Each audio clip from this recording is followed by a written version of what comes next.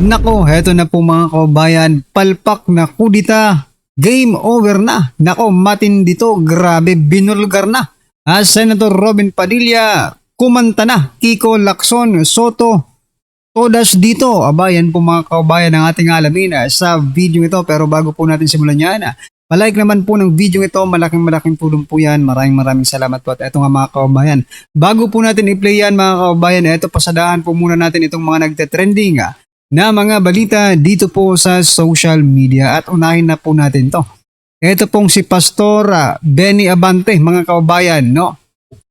Sabi niya po dito sa kanyang pinakabagong pahayag, ang pakikipagtulungan sa ICC ay pagpapakita ng paggalang sa batas. Ayan na. Paggalang daw sa batas. Kanino po bang batas ang ginagalang ninyo? Mr. Benny Abante. Ito po ba ay batas ng Pilipinas o batas ng ICC? Di ba? Paano mo gagalangin ng isang batas? Kung hindi ka naman sakop ng batas na ito. For example, dito sa ICC. Dahil matagal na po tayong tumiwalag sa ICC mga kababayan. Ito nga no? Kapag ginagalang mo ang isang batas na hindi naman saklaw, ang ating bansa, katangahan na po yan mga kababayan, di ba? Kabubuhan na po yan. Ginagalang mo yung ibang bansa, yung ICC, yung batas ng ICC, ginagalang mo, pero yung batas ng Pilipinas, hindi nyo ginagalang. Paano nangyari yun, mga kababayan, no? Taga-ICC ka ba, Benny Abante? Baka kung mag-declare ka na, di ba? Kung taga-ICC ka at pumunta ka na sa ICC, no? Kasi hindi po namin kailangan ng paggalang sa batas ng ICC, mga kababayan. Mas kailangan po nating igalang kasi nandito po tayo. Nandito po tayo sa Pilipinas. Mas kailangan po nating igalang. Kung gumalang man tayo sa batas ng ICC, una po nating igalang. Unahin po nating igalang ang batas ng Pilipinas. Pagrespeto, no? Pagrespeto sa ating judicial system, sa ating judicial branch, no? Ng ating gobyerno ay hindi magawa ng ICC. Kaya lahat po ng sumusuporta dyan sa ICC na yan, malamang hindi po sumusunod. They are not a law-abiding citizen, mga kababayan. Simpleng logic lang po yan, mga karibin natin. Pero ito pong naging komento ng ating mga kababayan patungkol po dito. Sabi po dito mga karibin natin ni Brian, mahirap talaga kapag prinsipyo mo lang ang pinaiiral, manaliksik, magtanong, magbasa. Ayan para sa ganoon, madagdagan rin ang ating kaalaman, Mr. Abante.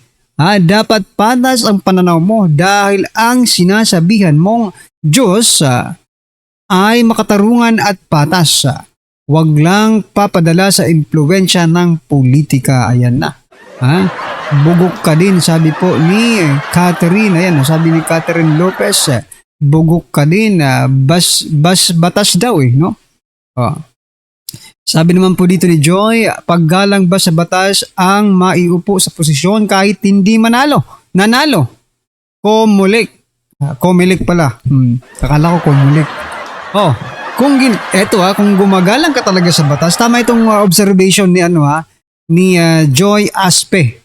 Ayan, makakabalikan natin sa Roba Abante para makita niyo talaga yung muka.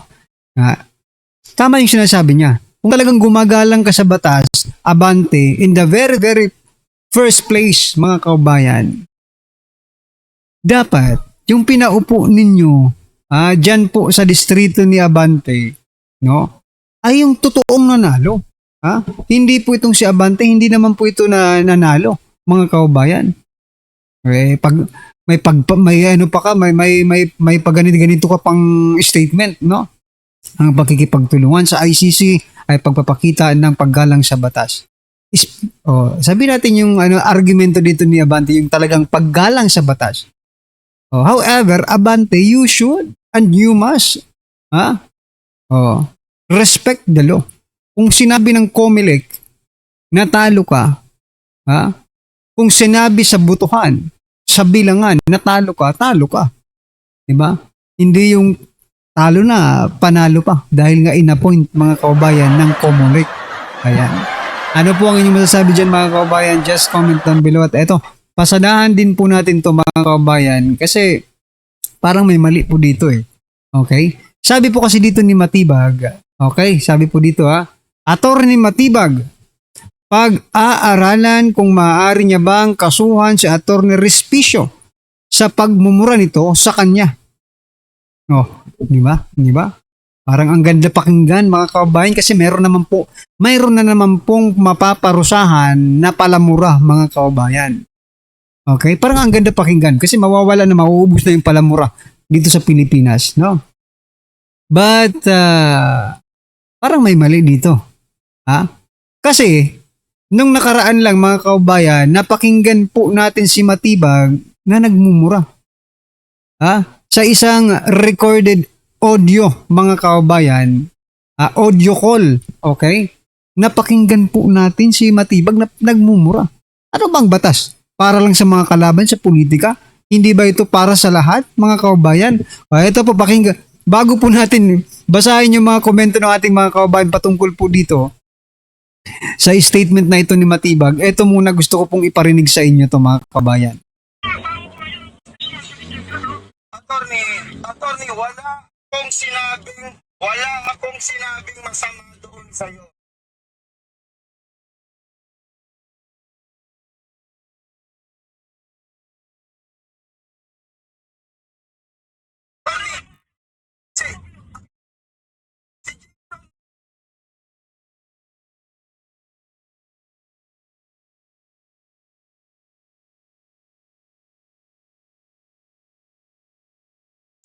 Ang lulutong.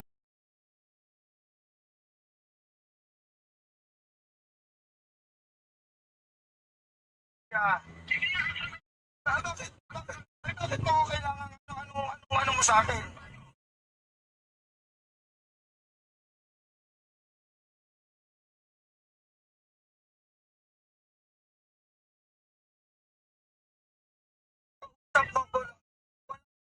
Kung sinabi sa iyong masama.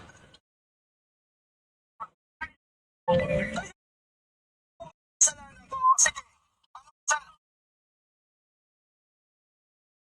Attorney, politika eh. Politika sama doon.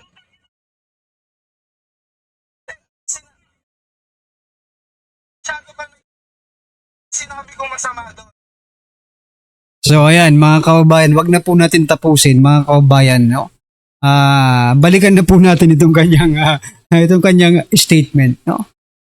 Sa palagay nyo ba mga kababayan, ba?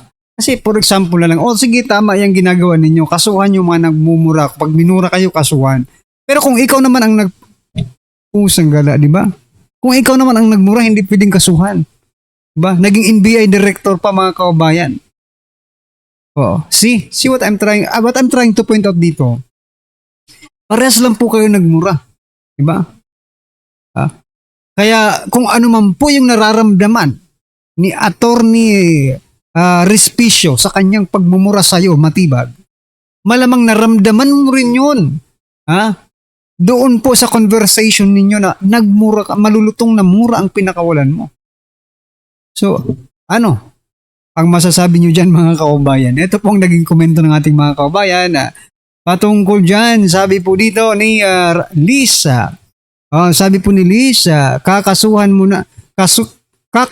muna asawa mo Matibag, Maleta Queen and Flood Control Ghost Project. Aba. Ano palang asawa nito mga kababayan Congresswoman. Ayan Sabi po dito ni Ama, pakisabi ni Matibag, minura ko rin siya. Gusto rin pong magkasuhan rin mo rin daw siya.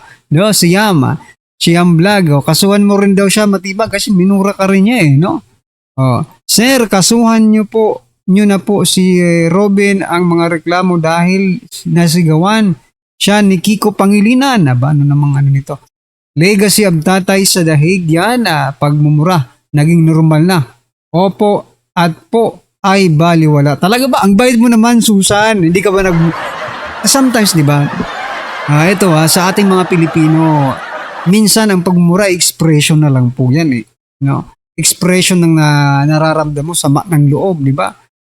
Minsan nga, ano lang, kahit hindi masama ang loob mo, basta gusto mong magkaroon ng ano di ba? Parang twist yung pag-uusap. Yeah. I mean, normal lang naman yan. Di ba? Sa mga conversation. Pero iba rin Iba yung galit ka, di ba? Iba rin sa nagjo-joke ka lang. Kay Matibag talagang galit na galit yun. Kay Atty. Topacio Recisio, napanood ko kasi yung video niya, mga kababayan, mukhang hindi naman. Wala namang mali siya doon, mga kababayan. Nag-aano lang yun Nagpapatawa lang yun sa mga ng mga tao doon para hindi boring, no? Anyway, kayo na lang po bang bahala, mga kababayan, kung ano po ang masasabi niyo dito kay Matibag, no? Sa pagkakaso niya dito kay Atty. Recisio. So, eto na, mga kababayan, pasadahan na po natin yung video. Pasok ka. Hindi po naging matagumpay yung kudita sana laban kay Senator Ito talaga Alan. tinangka talaga ba nila? Meron po talaga. Meron po. okay, Kaya sinabi naman po ni Madam Amy Oho. Wag na lang ho akong paniwalaan ninyo kasi sasabihin nila, ano yan, ganito yan, ganito. Oho. Si Madam Amy na lang. Kasi So siya may naman- pressure talaga, opo. Oh, may pressure talaga. Oho. Miyerkules. Kasi yung Martes naging matagumpay Oho. ang Senator Alan Cayetano. Opo. No? Miyerkules ngayon, boss. Yan, oho. Iba na ang ambience. Okay. Iba na sa loob ng plenaryo, nangangamoy may trouble. Aha. Nangangamoy na. So dalawang gabi na kayong natulog. Imagine that one ha. Si Robin Padilla na ang nagsabi niyan, nangangamoy na merong tensyon sa loob ng Senado.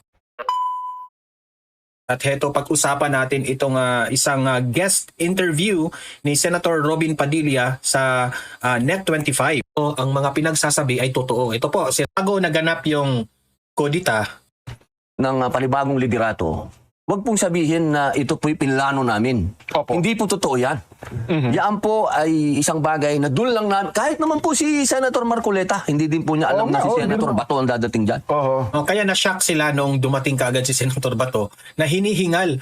Kasi ano na pala, nagtakbuhan sila sa NBI. Yun, nang na-shock sila na dumating si Bato. Opo. So nung pumunta na tayo sa takbong tumatakbo siya, no? At hangos na hangos, hinihingal ando na may dugo pa sa kamay. Ano naging reaksyon nyo? Eh, siyempre po, proteksyonan po siya. Okay. Yun po ang dapat gawin ng lahat Opo. ng senador. Hindi lamang kami. Oho. Dapat lahat ng senador, proteksyonan natin yung kapwa natin, senador. Kapwa natin yan, ihiwalay muna natin yung politika. Kahit magkakalaban sa politika, kahit tama na kayo. minorya o mayurya, ang pinag-uusapan natin dito, isang senador Oho. na hinabol sa hagdan, Oho. paakyat at nasugatan pa nga. Oho. So, ang nangyari po, nagkaroon ng sesyon at napalitan nga yung liderato kasi 13 na po kami. Ano unang naging tanong nyo kay Senador Bato? Bakit ka tumatakbo? Ba't ka humihingal? Hindi ba tinanong na gano'n, Sen? Hindi na po siya naitanong kasi Oo. mataas na yung emosyon. Ayun. Kinumpronta niya na po kagad yung media. Oho. Sinabi niya, kasi yung media, tinanong siya, ba't ka nandito? Nagulat si Bato. Oho. Sabi niya, bakit nung Nung wala wala ako, tanong kayo ng tanong. Bakit ako wala? Ngayon nandito ako, tatanungin niyo ako, Ba't bakit nandito ako? So, mataas na po yung emosyon. Ayun. Kaya ako po, ang binigay ko sa kanya, tubig. Tapos, niyakap ko siya, pare, maraming salamat at dumating ka. Oho. At ito na yung hudyat para tayo naman ang maging mayorya. Ayun, At yan oh. naman po, hindi po yan bago sa Senado. Ang nangyari talaga yan. Nagkakaroon ng palit ng liderato. Huwag po natin gawing masyadong malaking issue na nagkaroon ng palit ng liderato. Oho. At yan po, asahan po ninyo yan. Kasi siyempre po, ang mga senador po, yan ho, nakukompose talaga Tama po. ng minority at majority. Hindi po yan bago. Kapag na yan po nawala, ibig sabihin, wala na tayong demokrasya. Correct. Isang Agos na lang kayo pag Isang Agos na lang. Ay, doon po kayo matakot. Oho. Kapag naging isang Agos na lang ang Senado, ibig sabihin may conspiracy na dyan. Ayun, opo. Magkakasapakat na yan. Nakakatakot yun. Di, ito na po ngayon. Ayan, opo. Tuloy nyo ng kwento. Oo. Nung nandun na po kami, may nagbulong po sa akin. Oho. Sabi niya, nandyan si Trillanes. Sabi ko, anong ginagawa ni Trillanes dito? Hindi pa naman siya, hindi naman siya senador. Pal, Anong si ginagawa Trillanes. nito dito? May dala daw pong warrant. Okay. E di ako na kung tinanong, teka, pulis na ba ngayon ito? Akala ko, Navy ito. Opo. E di sinabi po nila, sabi din po nung, ang nagsabi po sa amin, yung USAA na nandyan opo. si Senador Trillanes. Trillanes. Di sinabi ko kay Bato. Sabi ko, General, andyan daw si Trillanes, may dalang Warrant. warrant. Di sinabi namin ngayon kay SP. Oho. kay Senator Alan. Sabi naman ni SP, saan galing yung warrant? Okay, opo. Siyempre po kasi wala po silang pinakikita eh. Oo. Hanggang ngayon, wala pa na. Hanggang ngayon po, wala. Oho. Sa madaling salita, nandun po pala yung NBI. Nasa loob na po ng building. Opo. So, ang nangyari po, sinuspend ng session, dinala muna po sa lounge si Senator Bato. Oho. Habang nag-uusap, si Senator Alan Peter Cayetano, ang bagong SP, Opo. at yung director ng NBI na si Attorney Matibag. Aha, Kasi po, okay. nagkasundo na habang wala yung warrant na Opo. pinapakita na talagang may warrant, kasi hinihingi po ni SP yung warrant, Siyempre, wala naman po silang automatic naman mapakita. yun. Opo, oo. Lumabas muna sila Oho. ng Senado. Kasi anong ginagawa nila sa loob ng Senado at Correct. mahuhuli sila na wala naman silang dalang warrant. Correct. Ang nangyari Pero sabi po ni Matibag sa pag-usap po nila ni Senator Alan Cayetano, ni SP Cayetano, nasa kotse lang yung warrant of arrest. Di ba? Ikaw mga arresto ka, wala kang dalang warrant of arrest, nasa kotse mo pala. Ano nangyari yun, mga kaubayan? Di ba? Paano nangyari yun na yung ikaw na mga arresto, nandito ka na, yung arrest warrant mo nandoon pa. Kung nandyan lang pala sa baba, nasa kotse lang, kung hindi sila nagsisinungaling mga kaubayan, dapat na ibigay nila yon within, sabihin natin 1 oras, bababa ka lang dyan sa ano nyo, ilang palapag ba yan? Kahit siguro umabot yun ng 50 floor, story mga kaubayan, makakabalik ka pa rin sa loob ng 2 o 1 oras mga kaubayan. Pero hindi bumalik hanggang ngayon. Isipin mo, hanggang ngayon wala pa rin eh. Diba? Ibig sabihin, sinungaling. Nagsisinungaling. Palpak na naman sila. Diba? Kanina narinig nyo sabi po ni Senator Padilla na hindi nagtagumpay yung kanilang kudita kay Senator kay SP Cayetano, di ba? Kasi kinabukasan gusto na agad nilang palitan eh. Di ba? Kinabukasan gusto na agad nilang palitan at umuugong ngayon mga kaubayan na si Gatchalian. Di ba? Gusto nilang maging SP, no? Pero bago mangyari yan mga kaubayan, kailangan nyo munang makakuha ng 13 votes mga karibin natin para kayo maging kayo na ang bagong liderato. Pero sabi nga ni Senator Padilla, palpak ang kudita. Ayan mga kaubayan, ano po ang inyong opinion? Reaction patungkol po dito mga karibin natin, just comment down below. At syempre wag pong kalimutang i-like ang video nito, malaking tulong po yan. Maraming salamat po.